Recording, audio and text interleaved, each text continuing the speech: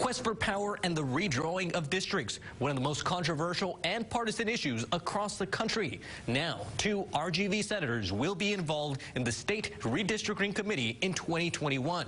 I spoke with the upcoming chair of the 2021 Redistricting Committee. That's Senator Chuy Hinojosa.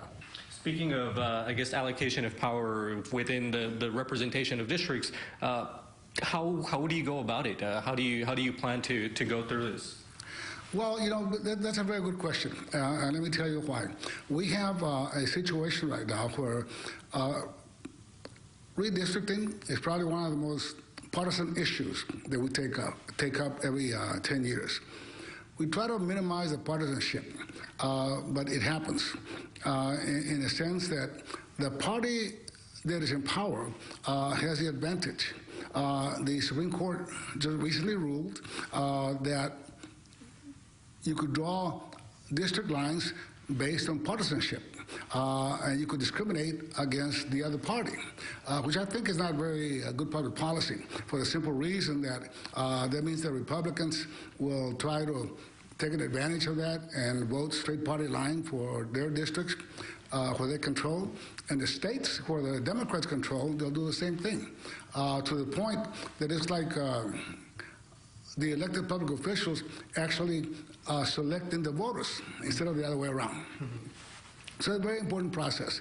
But here in Texas, what we intend to do is travel throughout the state of Texas, receive feedback from our constituents, get some feeling for what they think, what they want, what they need, and at the same time try to keep community of interest together by not splitting neighborhoods. So it's a process, and I think here in Texas we have a history of a lot of litigation in terms of how the district lines are drawn. So it's a real challenging process. Do you think, and I know it's a little bit controversial right now, talking about the citizenship question on the census, would that have an impact on communities like the Valley? Yes, it will. If we add the question about citizenship in a census, it will discourage a lot of people who are not citizens from responding to the questions and not be counted. The Constitution and the law says that we are to count every person. It doesn't talk about citizenship. It talks about counting every person.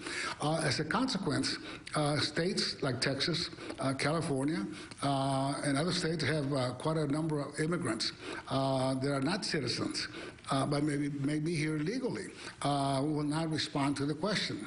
So that means that those states that lose and do not have an accurate count will lose federal funding. Federal funding is allocated on a basis of per person, per capita. So we'll lose hundreds of millions of dollars if we don't get an accurate count. But also more important, if we don't take an accurate count, our projection of population growth here in Texas will be inaccurate. Right now, our population is about 25 million. Is projected will be at about 30 million by 2020. So that will increase our authority in Congress, our power in Congress by 3 congressperson people. So if we don't have an accurate count, that means that the state of Texas may end up losing power and may end up not gaining the congressional seats that our population reflects that we should have. And you're not doing this alone. The redistricting committees, we also have Senator Lucio joining you. Are you in communications with any other member in part of this committee already? Yes, we are. But here it is. For us in Texas, we try to minimize partisanship. We try to deal with public policy. We try to deal with issues based on what's best for the state of Texas. But it's a very well-rounded committee. We have a lot of senators with experience. So I look forward to working with my colleagues, both Republicans and Democrats, even though this is not an easy issue to deal with in trying to redraw lines. But I really look forward to the work and the challenge. We have done this, I have done this and been involved in this process now at least 3 other times. And one time, last time, there was a big issue of controversy because we broke quorum in the Texas Senate, and 11 senators went to Albuquerque, New Mexico for about 6 weeks to break up a quorum because we thought that the district maps that were being proposed were very unfair to certain communities here in the state of Texas, especially minorities. Awesome. And this is for the political show we have as well.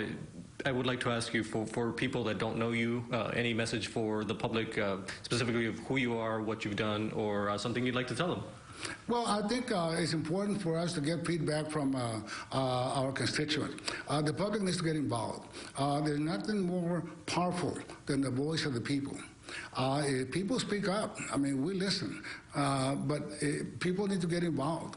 The decisions that we make are extremely important to our communities, to our families, to our schools. Why is it important that we have a conversation like this about redistricting, especially here in the Valley?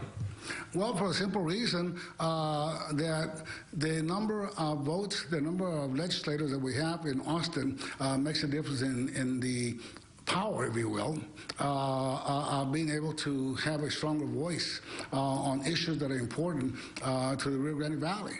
And for us, we have a very, very good delegation. But at the same time, there's growth taking place here in the Valley, so we may have to make adjustments in the district lines for the Texas House of Representatives, but on the positive side, because for us, this region will not lose representation. On the contrary, it will gain representation because of the growth in population.